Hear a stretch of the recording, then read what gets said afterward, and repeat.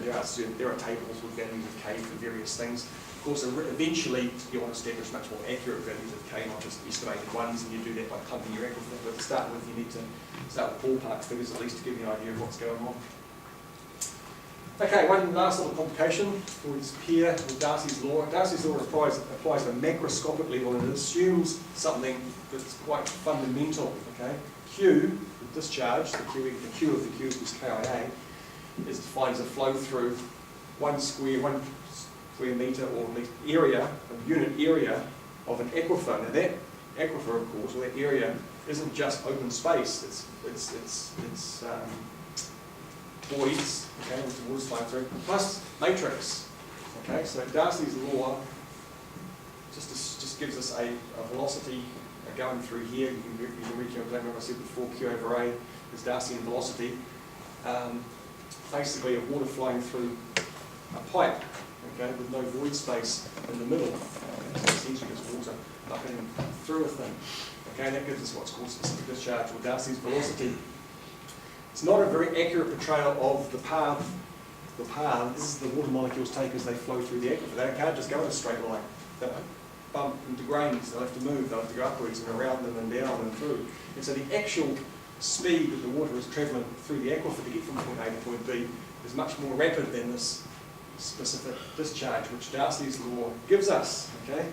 And the actual speed which these things go is called the average linear velocity. And to get that, you must know the effective velocity of your aquifer material, because this accounts for only flows through voids, so you need to discount all of the material that is getting in the way of the water flowing through the voids.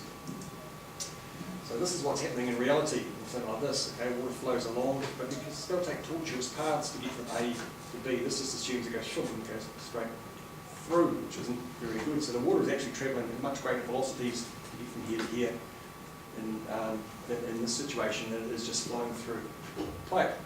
So if you know this, then you can account for that discrepancy, and you can use it in your calculations when you're working out the speed that water may travel from point A to point B.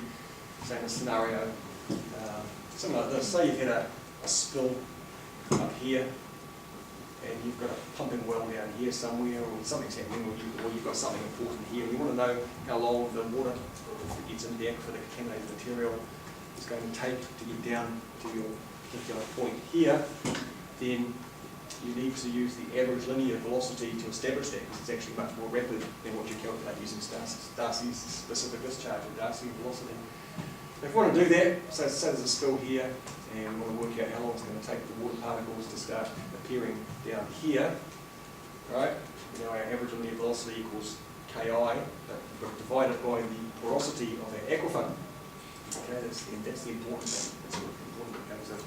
So we're using 1 times 10 minus 4 to 8.6. These have been converted from meters per second to meters per day, by the way, if you've been acquainted with the 2 years, sorry about that. There's our gradient. Okay, we're going to establish the gradient 22 over 20 divided by 1,000, and there's our effective porosity. We use that 0.3 value again for our good old standard gravel aquifer.